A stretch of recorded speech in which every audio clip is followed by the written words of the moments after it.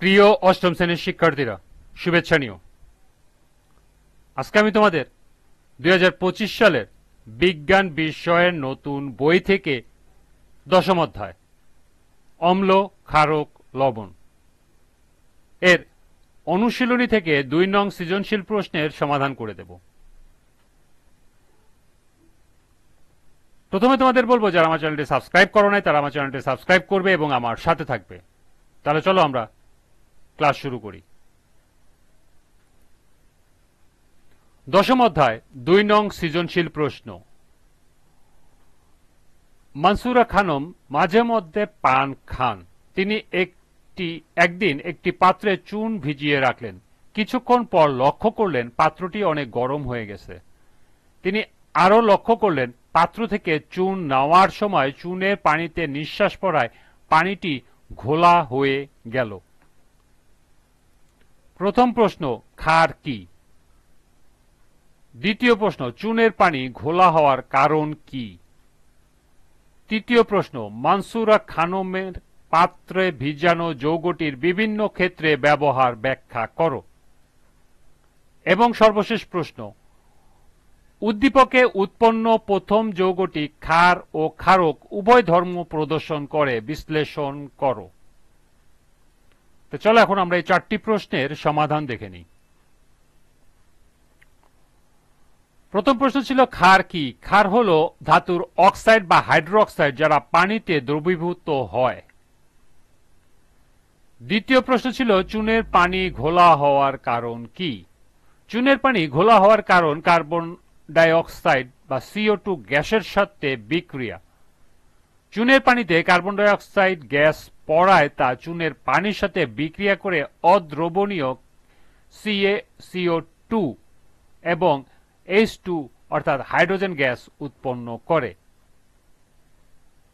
এই CaCO2 পানিতে অদ্রবণীয়, এই কারণেই চুনের পানি ঘোলা হয়।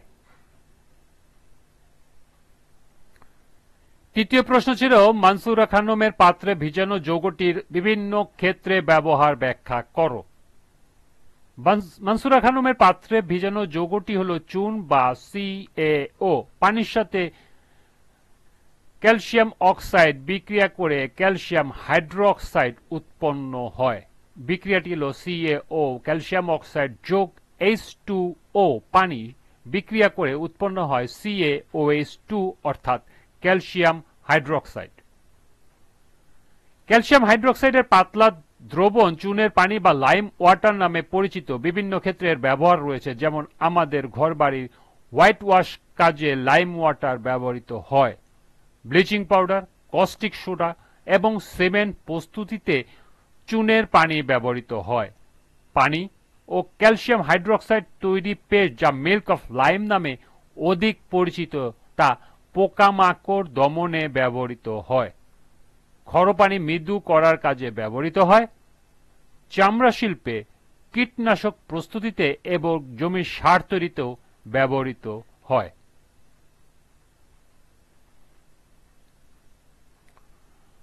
সর্বশেষ প্রশ্ন ছিল উদ্দীপকের প্রথম যৌগটি ক্ষার ও ক্ষারক উভয় ধর্ম প্রদর্শন করে বিশ্লেষণ করো। উদ্দীপকে উৎপন্ন প্রথম যৌগটি হল ক্যালসিয়াম হাইড্রোক্সাইড বা CaOH2। ক্যালসিয়াম হাইড্রোক্সাইড যৌগটি ক্ষার এবং ক্ষারক উভয় ধর্ম প্রদর্শন করে।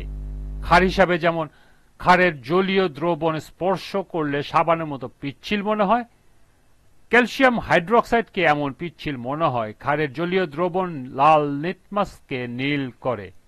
ক্যালসিয়াম হাইড্রোক্সাইডের জলীয় দ্রবণে লাল লিটমাস নীল করে। ক্ষার হিসাবে যেমন ক্ষারকের সাথে অ্যাসিডের বিক্রিয়ায় লবণ এবং পানি উৎপন্ন হয়, ক্যালসিয়াম হাইড্রোক্সাইডের সাথে অ্যাসিডের বিক্রিয়ায় লবণ ও পানি উৎপন্ন হয়। যেমন ক্যালসিয়াম হাইড্রোক্সাইড যদি HCl বা হাইড্রোক্লোরিক অ্যাসিডের সাথে বিক্রিয়া করে তাহলে ক্যালসিয়াম ক্লোরাইড এবং পানি উৎপন্ন হয়।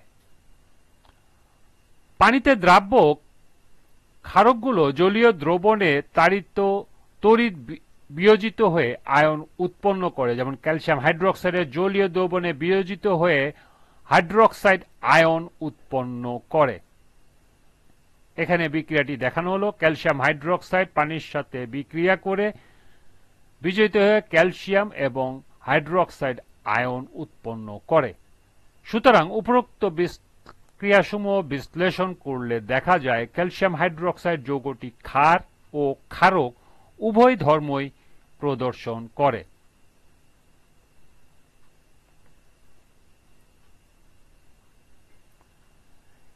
এই ছিল ২ নং সৃজনশীলের ৪টি প্রশ্নের সমাধান। আজকের ক্লাসটি এ পর্যন্তই। পরবর্তী ক্লাসে কাজ এর সমাধান করে দেব।